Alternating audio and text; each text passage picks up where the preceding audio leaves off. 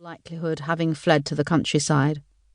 Out of habit, Thomas ducked into the alcove, ignoring the crunch of glass under his feet, counted to 5 and surveyed his surroundings.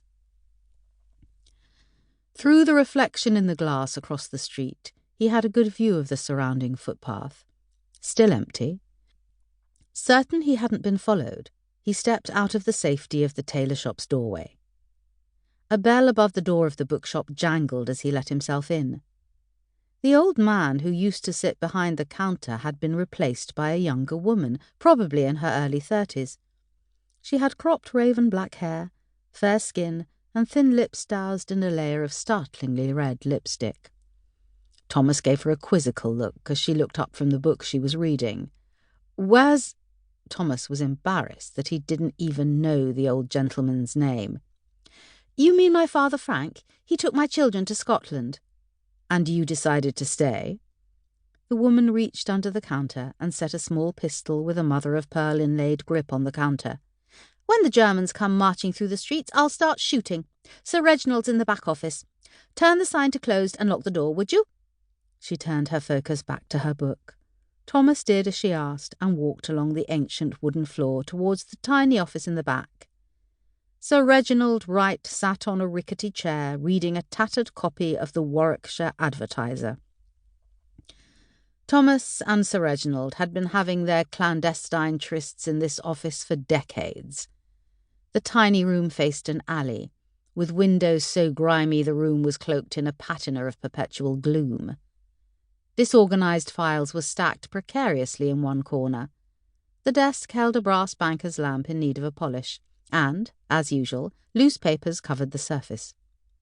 Sir Reginald had taken off his hat and set it on the corner of the desk. His cane, black with a silver lion's head, leaned against the wall. Thomas took in the pinstripe Savile Row suit, the impeccable tie, and felt the familiar irritation raise its ugly head. Sir Reginald didn't even raise his eyes as Thomas entered the room. "That newspaper's rather out of date, wouldn't you say?" Thomas looked for another chair.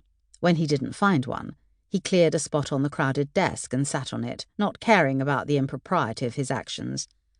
For years Thomas had loyally served the Crown under a convoluted chain of command that led through Whitehall and straight to Downing Street. He had survived war, hand-to-hand combat, and a stint in a German prison camp.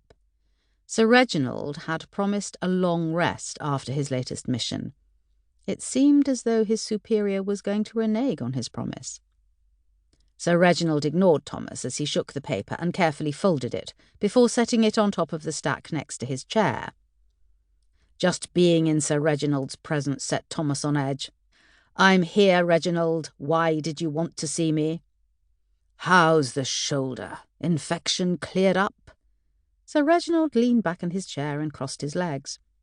He surveyed Thomas with his rheumy eyes. Thomas wondered when the old man would finish with this business. God knew he was ready to leave it all behind.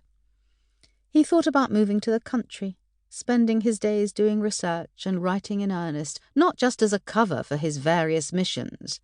Of course, Cat would be with him. They would marry. He turned his focus to Reginald. "Fine, thank you. My stay in the hospital proved beneficial." "Harkin commended you. I thought you'd want to know. He credited you for keeping your head in Neerbugsund." "I wasn't the only one who kept a cool head," Thomas said. "It was a group effort, believe you me.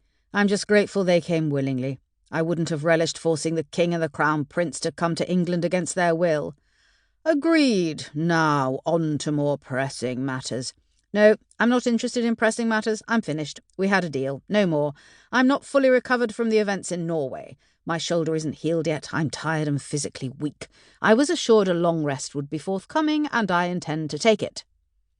He wondered what Reginald would do if he simply got up and walked away. Would the old man come after him, send some henchmen to do his dirty work? "You can't walk away from this, Thomas. You're too far in. Trust me when I tell you civilian life would not suit you. You're not fully recovered yet, so you don't appreciate how you enjoy the excitement. This type of work gets in your blood.